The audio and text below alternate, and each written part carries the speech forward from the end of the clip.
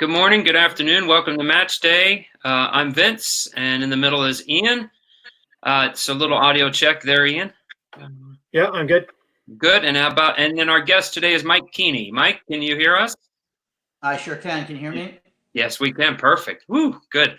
Good little audio check. So, Michael, first off, thank you for taking the time to be on Match Day and just sharing your experience that is unique, right? And very rare. So congratulations. You've gotten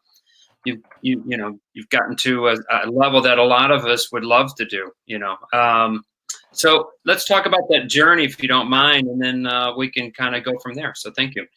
Sure. No, Vince, Ian, thank you guys for having me on the show. I really appreciate it. And for me coming up, the NSCAA, now United Soccer Coaches, is a big part of my development. So it was something that we were talking about. My first convention was in Nashville. So it's a few years back. So, but for me, I grew up in California, played growing up, went to school in Colorado for university, but finished in Kentucky. In Kentucky, I worked at University of Louisville, University of Kentucky. I also worked down in Alabama at University of Alabama, Birmingham. I know after doing 10 years of coaching in college, working in clubs, working ODP, working in, all that sort of stuff, I was really looking for a challenge.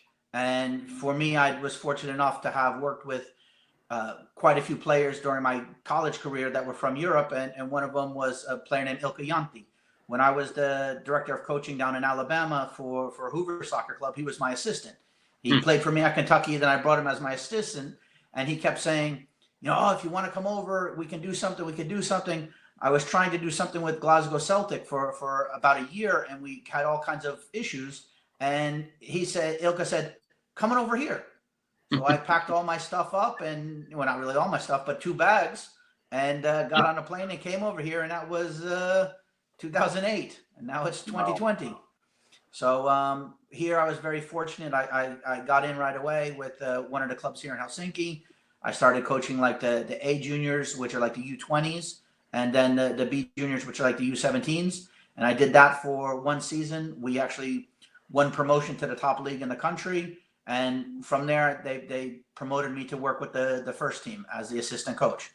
I was fortunate enough, the gentleman I was working with, his name is Toni Korkekonis. He's now the assistant coach with the Finnish national team. So getting in as his assistant really helped me out here, making connections, working at different places. One of the other guys that I worked with, his name is Mika Lundström. He's actually the sports director here at HIFK, where I'm working now. But he helped me come over here, but he also got me the job at MIPA, which is a Veikkausliiga team. So pretty much when I first came over here, if there was 2 kids kicking a bottle in the car park, I went over there and tried to show them better technique. The idea was just trying to be seen by as many people as much as possible. Wow. And that opened up quite a few doors. And from there, I've worked at FC Vikinget, MIPA, Coops, here at HIFK, Ekenes Sport Club, Ekenes Idrettsfjøring, which is another club. I was also 1 year in OFC for Oceania Football Confederation, and I worked primarily in Papua New Guinea as training the national team staff and as a coach mentor and doing the coach education courses around Oceania. And I was also worked 1 year in Slovakia. We had a very good partnership when I was at MIPA with Fluminense, and Fluminense bought a club in Slovakia. And so they asked me to go be the coach there. So I did that for a year. So It's a little bit of a journey. Yeah. It's almost like a gypsy. It's great, though. But no, so we met in Kentucky. I remember, when you were in Kentucky, and I think we were on a course or something together. So it's been a while. But thank you, by the way. Mike has contributed to our soccer journal and wrote a really, really good session for us. And hopefully we can continue this collaboration. Coach Barker, anything you want to ask out of the game? By the way, I see that you Mike, facial hair. So Mike, when you left in 2008, what were the professional, and if you're willing to share, personal ties that you had to kind of wrap up and put on hold or actually sort of move on from professionally and personally? Well, it's one of those things that, if you look career-wise, I had already been working in the college for 10 years, Division I men's So you stepped away from that. I was also working with the youth in club soccer and also time for ODP, so you're doing stuff in Region 2 or Region 3 where I was at. And it was one of those things that you said, okay, I'm going to step out of this comfort zone and try something new. The personal side, you're away from your family, you're away from your friends. It's a new world. Like when I came over here, the language is not even the same. Like here they speak Finnish and they also speak Swedish. Most everybody speaks English, but none of the products are in English. None of the other things are, the number of times I bought the wrong type of milk at the shop, you just because the language is different, you have to learn. So again, leaving that comfort zone in America was a big risk, the first, to do it, but my growth as a person was tremendous.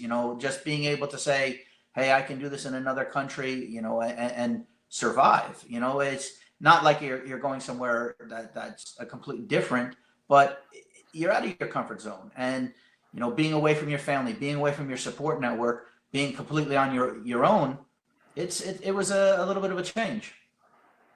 I have to say I was really fortunate in the fact that my mother and my father, while they were still alive, they were very supportive of me going over here. Don't get me wrong, my mother would have loved to have me staying in the back garden for my whole life, because no matter how old you are, you're still a little boy.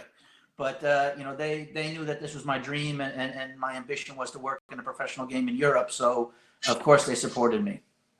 Did you have to overcome some doubt or for want of a better word, suspicion from professional people there that maybe didn't understand the American college game? I mean, obviously the guy that you were connected to, he played, so he knew, but I'm assuming there are, even in a country like Finland, Europeans who still don't really get American soccer. Yeah, it is one of those things, like you run into, I don't say the stereotyping sometimes, but if somebody says, well, you're American, what are you doing over here working with football? Right? You're not American football or basketball or ice hockey. There's still that kind of old disbelief that the soccer in America is not at a high level. And you kind of say, well, hold on a minute. Look at the success of the past 30, 40 years. So we've had more success in most competitions than this country has. And, for people, once they start to look into it and they realize, they say, well, okay, he's right. But one thing I can say about the Finnish culture, which I really like, and this is probably one of the main reasons that I've stayed here, is they reward you for how you work. It doesn't matter who you are, doesn't matter where you play, doesn't matter, those sort of things. If you come out and you do the job properly and you do it well and you get results, they respect that and they reward that. So for me, that was one of those things that I love working here because of that. It's not who it's great if you know somebody that get your foot in the door, but if you can't do the work, they're not going to keep you there. This is professional business. It's about getting results. So if you're not getting results, they're not going to keep you around. So two-part question. Are the majority of the players in the league Finnish, or do you have other Scandinavians? And then second part, have you brought Americans in yet? Yeah, well, here we have some requirements, like for the Vikos Liga, the top league here, you're allowed to have 3 non-EU players. Okay, so in your roster, that's non-European Union, but there are some countries in Africa that have some sort of agreement here with the Finnish FA, so those players don't count as non-EU. And in the past, you could have had up to 9 non-EU players. But in the past few years, they've made a big push for homegrown players. They've limited the number of non-EU players. And now in any opening, when you name your 18 players for the match, a minimum of 9 players must be homegrown players that have grown up playing their youth football in Finland. So that's a way that they ensure that the teams continue to develop the Finnish talent here. My team, as it is, we're primarily Finnish. I'd say 60-70% of the team. We have 3 guys from Brazil, 2 from Kenya. So it's a little bit more diverse. 1 American on the team. Where did the American come from? Was he a collegiate or was an academy, or what was his story? Both. He's from the out west. He played in San Jose Earthquakes Academy, then played at Duke, and now has been over here. But he played 1 year in Europe already, and you know, it's the hard part about getting Americans in now compared to 5 years ago, 10 years ago, is there's so many more teams in America. You know, if you go 5 years ago, 10 years ago, there wasn't so many opportunities. Yeah. Yeah. Whereas now, between the MLS and the various USL levels and some of the other leagues that are out there, there's avenues for guys to get chances. Whereas 10 years ago, guys would come over here just for the opportunity. So we've got a question. I'll ask this one, Vince, and I'll turn it over to you. Mike, we got a question from a gentleman called Rob. Rob, let us know where you're from and identify yourself a bit more. But his question is basically an 18 to 22-year-old pro in Europe compared to an 18 to 22-year-old at Louisville or Kentucky. What are the comparisons, similarities, challenges, an American kid in college as opposed to a young Finnish pro? Well, I think there's a couple different things. One of the things that I would say is here, the guys that are professionals kind of learn their trade. And what I mean by that is they're not going to school, or if they're doing the school, it's a little bit on the side, whereas they're doing, you know, morning training with the first team, afternoon training, you know, video. This is their full-time career. And they do that here even in like the U20s and U17s. So for them, this is what they're really focusing on. Whereas in America at the university, you're still limited to 20 hours per week, if I'm not mistaken, in Division I when you're in season. And then out of season in the springtime, you're limited to, I think it's 5 matches in the spring. At least it was back in the day when I was there. Here at the moment, you know, we're playing our preseason starts in January and we finish at the end of October. And that's the way it is for all the ages here. Most times the guys have a couple weeks off after the season, and then we start like in end of November, beginning of December for a few weeks. So again, I think that the total number of hours in a training environment is completely different. And that's one of the reasons, like myself, I really enjoy being over here, is I'm not limited to the amount of time I can work with the players. Whereas in college, I felt a little bit like I couldn't give my best to the players because I couldn't spend as much hours as they needed to get better. Whereas here, it's, you know, 7:30 at night. If one of the players says, hey, let's go train, we go to the stadium and we go train. And I try to help them out as much as I can. Whereas I think sometimes the rules hinder that in America in the college game. So this is a kind of a pet thing of mine as I'm watching academies and MLS and all the things we have here, is previously a guy, a boy, a man would play college soccer, give pros a shot, and if not, he still had his college degree. But we've got an academy system now where there are young men graduating, trying to play USL, trying to play MLS. And if it doesn't work out at 24, 25, they're sort of out of the game as a living, and they never got to go to college or they never completed, right? So we've got to deal with that. For a 22, 23-year-old Finnish kid who's been through your system all the way, and then at the end of the day, you're not going to sign him to a full contract or a long-term contract. What's next for them? Is there lower levels to go to? Do they go to other countries, or are they going to get into the job market? Well, again, here with the way the education system works here in Finland, it's one of the top in the world. So I'd say 99.9% of the players that I work with have finished high school and they get their high school degree. And I'd say 85% still continue to do some sort of secondary education. Like here with the way that the government has it set up, we have a lot of guys who are full-time pros, but they also then take some courses online over a period of 3, 4, 5, 6 years as they're being a professional player, so that when and if the career ends, they have something else to step back on. You know, I have 2 guys that went on to be dentists. A couple other guys who have been successful in like the computer science type of stuff, and they do all of that outside of our training days. And so I think there's avenues for them on the professional side when the football ends. But here, besides the top league, we also have the first division and the second division, which are still professional levels. The salaries aren't as good. And what tends to happen, especially in the second division, is you get, I'd say like semi-pro. You got a handful of guys that are full-time pros, and you have some other guys who have like day jobs from, 9 to noon, and then training from 3 to 5 in the afternoon. So it's kind of like a bit of a semi-professional. Not all the teams, but some. But again, you could still be in both worlds to get your feet on the ground and make that next step in life. So the gentleman that asked the question, Rob, is a college coach here in Missouri. I got a question from a colleague of mine in Seattle, but I got a quick question before I ask my friend in Seattle's question. Are there any Finns right now in forgive me, but stronger leagues? Are there any Finns in Serie A or Bundesliga or I don't think there's any in Premier League that I can think of. Or is Pukki? Is the guy at Norwich? He's one of yours, right? Yeah. Are there any others around? Radetzky is the goalkeeper in Bundesliga. Tim Sparv, who's in the national team. There's Ring over in New York, in MLS. So there's been Rasmus Schuler played at Minnesota last year. So there's quite a few Finnish players around. If you look at the Finnish national team, like one of the guys I was fortunate enough to coach, Rasmus Kareliainen, he's playing in Eredivisie. So I mean, there's guys around. A lot of guys here go to Sweden, go to Norway, go to Denmark, and then Netherlands, Belgium, and then they make the next step to the bigger leagues. Yeah. And so that's quite common. Finland qualified for the Euros for the first time ever this year.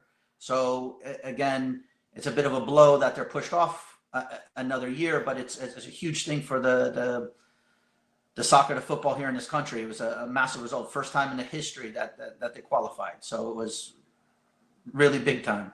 Yeah.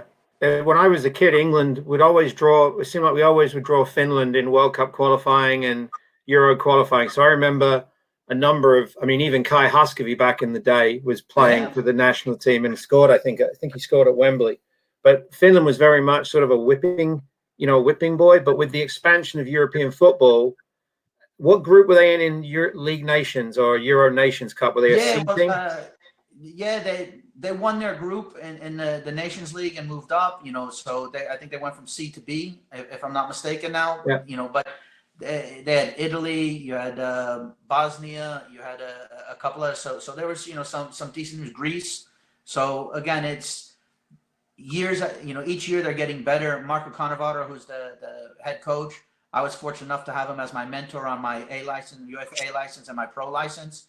And it's great to see one of these guys who is using modern methods and really quite cutting edge on coaching, and we've been able to get the results. While there are a few guys like Pukki who are stars in other leagues, the rest of the team is very workmanlike, and it's great that they have that kind of culture, and they've had success because of that. Yeah, that's been the case with countries like yours and Iceland, right? So you've had Gudjohnsen and you've had Littmanen and Gudjohnsen in Iceland, Littmanen in Finland. You get a few stars, but you never get 18 stars. It's not quite as deep. So you have to have some piano. I think it was Jerry Yeager used to say piano carriers for the couple of piano players, right? So exactly. We've got a couple of questions here. I'll let Vince run through them. But Mike, it's a real pleasure to chat with you. We've gone over time, but I think we'd like to get these quick questions in if you're good. And yes, stay safe there. And thank you so much for the time. This is really interesting for me because we get so much coverage of Premier League and Bundesliga. So finding out what's going on in Finland, Iceland, Sweden is really interesting stuff. Yeah, anytime, Ian. Like last time I saw you was at Region 2 camp. So that was well, we're still doing it. We're not doing a camp this summer because of COVID. Okay. So we're picking guys to go straight into the interregional in November. So we're pretty much last year's group and then scouting. So yeah, we're still ticking along. All right, excellent. Over to you, Vince. Thank you. First off, I apologize. Anyway, having issues today with the computer, so I hope no one heard my F-bomb. Vince, I can't hear you. Whew. Oh, you can't? Okay. Vince, can you hear me? Okay. So I think Vince is mute. So Mike, you and I will continue if that's good. That's fine for me. No worries. Okay. I've just got, I don't want to, I want to honor your time, but just some quick responses. Okay. Ian in Seattle, current conditions, because you're pretty much midway through, right? If you're January to October, are you shut down? What are they doing? Yeah, pretty much what happened to us. We start our preseason in January, and we play like what's called the Finnish Cup, which is the FA Cup. So we were playing those matches. We finished them at the end of February. We were actually in a training camp in Turkey for like a 2-week training camp, and then this virus started to, get going over here, and we got back on, I think it was like the 11th of March, and by the 18th of March, the government set up these restrictions. After that, we then took like a 3-week, I would say, a break, and then the government said, hey, we need to extend it, so we extended another 3 weeks, and then after that we started small group training just last week, and we'll go from now until the end of May in small group training. The 1st of June we start team training, and then the league will start in the 1st of July. Our league was scheduled to start beginning of April, so we're kind of pushed back a couple months. Okay. What they've changed the fixture list. We're going to probably play 22 matches, and then our playoffs, which are 5 matches. In the past, it's been like 33 matches. So they're adjusting that to make up for what's gone on. And the other thing that we're running into is the spectators. The Finnish government said, be prepared for matches with 500 spectators maximum. So you have a stadium that seats 12,000, 15,000, you're going to have 500 people. So we're trying to make the best out of that situation. But again, when it comes to people's health, we respect that, and we're trying to keep everything as safe as possible. And I don't know if you saw Scotland close their league down today, right? They gave the title to Celtic and they relegated Hearts. Okay, well, as long as Celtic won. Yeah. But I think they did that point system where they points per game won. And so in the entire Scottish Premier League, the only change was St Johnstone and Hibernian went from 6th to 7th and 7th to 6th. But Heart and Midlothian got themselves relegated and Celtic got it. Will Elder, I don't know where Will's from, you might tell us. Americans that have come to visit you, what are their experiences? They enjoy it? Yeah, well, my nephew actually came over. He was U20 age, and he actually, when I was working at Coops, he trained with the U20s. He was there for 3 months. He actually did quite a good job. I actually had him set up, like we have a high school. They have a sports high school. So he was able to go to the sports high school during that period. He got to train with our first team. We didn't do any of the international clearance or any of those things for him, but I think he enjoyed it. He learned a lot about the football, but I think he also learned a lot about life, living in a foreign country. And I treated him, even though he was my nephew, I treated him like one of my players. So there wasn't mom and dad picking him up, driving to training. He had to live like the locals did. So he took the bus, he rode his bike, he walked, those sort of things. So I think he grew up a lot. So it's a lot different than living in America. Cool. Will hasn't told us where he's from yet. He might do. Andrew from Virginia, you had mentioned you got your A license and pro. Was that through the Finnish FA? Yes, I did the B license, the A license, and the pro license here through the Finnish FA. And did any of the American awards pay any attention, or did you just enter at the B level anyway? No, well, I showed him everything, and at first I ran into a little bit of hesitation because the language, they speak Finnish in the courses or Swedish. And at first they didn't quite let me in because my language skills weren't good enough. And over the years, I was able to get in the course. And then once I got in the system, then it was fine. And my language is better. But again, for me, I understand it much better than I speak it. So for example, somebody could speak Finnish to me and I'll answer them in English and we have a conversation that way. And again, with the coaching courses, it went really well. And when you're doing stuff with UEFA and you're in Czech Republic or in Switzerland, English was the common language. So that was quite easy for me. Yeah. So to the audience we have, there's a lot of Americans now very interested in UEFA awards. There always has been, but sometimes it's challenging to get into some of the higher awards in the federation right now. There's an application process for the B. So even if you've got your C, you've still got to apply, and there's some other things. So we have a relationship with the Scottish FA. We take coaches over in a group, taking a couple of pro games, and they do the UEFA C with the Scottish, which is not a particularly rigorous award, but it's quite good fun. And then Now they're qualified for the UEFA B with Scotland. Plus, the Scottish coaches have seen them. They're all they're all good enough. Yep. And it's really opened up that opportunity for Americans to begin to dip their toe in the UEFA coach education market. Yeah, I think it's one of the big things is once you get in and you can show your knowledge and ability, that's the biggest thing. And Yep. you overcome some of the, I don't want to say stereotypes or the bias, thinking that, hey, it's a footballing backwater. Well, it's a lot harder than you think to succeed in America than it is in some of the other countries. So again, getting over here, showing your ability in those courses opens up a lot of opportunities. It's just getting in the hard part. The convention has really helped too, because we have so many FAs come now. A couple of Finns have been over recently. I couldn't tell you who they were, but both 6'7", much taller than me. But the FAs come now to our country, to the convention, things like that. Obviously, we've got a professional league and they're coming in their summer tours. But the amount of respect for the American game, and even more than that, the humility of the Germans and the English FA and even the Dutch FA, they're much more inclined to share now than previously, where it was very much like, we know more than you and we're going to keep all the information. The global nature of the game, for convention, is a good representation of that. People do tend to be much more open-minded about hotspots of football around the world. So that's good. Yeah. Vince, are you talking or not? I don't know. Can you hear me? There you go. Yeah, you can wrap the show. Wow, Mike, I'm so sorry. By the way, Mike, It's you don't hear me? Indiana. What can you do? Mike, can you hear me? Vince, I can't hear you. Sorry. Oh, okay. Well, I will now pass on the message. I'm like some sort of weird interpreter. I think it's something. I mean, as a guy from Kentucky, you know what a backwater Indiana is. So they probably don't even have the internets down there and stuff like that. Yeah. Hey, Mike. A replay. Okay, we got one more question. Rob again. Who do you think Finnish players do?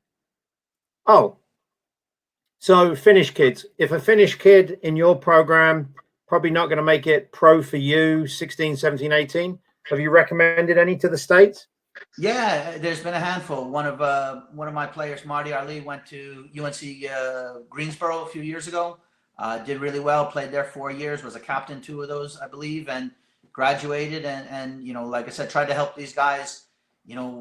Go. It's one of those things that before college coaches recruit guys over here, I think they also have to understand how the system works.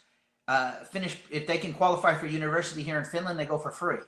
So it's very hard to say, hey, come over and go to school to America, but by the way, you got to pay $20,000 a year. They're going to look at you and kind of say, hey, this is not really my ticket. But again, some guys want the adventure. Some guys want the chance to experience a different culture, something new, something different, and they're good enough players to get good scholarships. So again, I've tried to help those guys out that have asked me for it. When I was at Wisconsin, we had Norwegians. At McAllister, we had some Swedes, and it isn't always completely positive for Scandinavians, but by far and away, their hardiness, their dedication to business, they're very focused. My experience, at least, my Norwegians were completely locked in all the time. So they were a real addition to the American pool of talent. Yeah, for us at Kentucky, that's how I got to do. I think through the time I was there, we had 6 or 7 different guys. Most of them graduated in 3.5 or 4 years. So there was no messing around. It was get in, get the work done. Great players, good, hard-working guys, and then move on. So again, that's what opened up the door to get me over here. So, Mike, we invited you for 15, 20 minutes. We've kept you half an hour. Some really nice comments and questions in the chat box. I'm sure if people have more questions, we can get them to you. So, Rob, Andrew, Will, Ian, guys that typed in some questions, if you want to get a hold of Mike, we'll work something out for you. They can reach me on, Twitter, or my Twitter is like @Mike_Keeney. Same on Instagram and all that sort of stuff. So happy to help, happy to share what little experience I have with the rest of the world. So I'm glad you're enjoying it so much. You speak so positively about it, and you clearly have got some real good energy for it. It's good to see a guy that's enjoying his work. Yeah, well, again, there's a lot of people out there doing a lot of much more difficult type of work and much more harder. I think for us that work in this profession have to be humble and keep our feet on the ground, and especially in like this time with the coronavirus situation, we're lucky to work in the job that we are in. So we have to, you know, enjoy it while we can, because there might be a day that we're not able to do this. So yeah, a little extra humility at this time when there's other people that are doing jobs a little bit more challenging than coaching football, right? yeah, very much so. All right, brother. Hey, really great to talk to you, Mike. I'm sure Vince is disappointed, but lovely to see you. And if we're doing this a month from now or in the next couple of months, we'll get you back on and we'll have another chat. Okay. Let me know with the time difference. It's no problem. It's 7:30 at night, so it's no trouble. All right, brother. Be safe. All right, thank you guys. Take care. Cheers. Thank you, everybody, on the meeting, and we'll see you at 3 o'clock this afternoon. Thank you.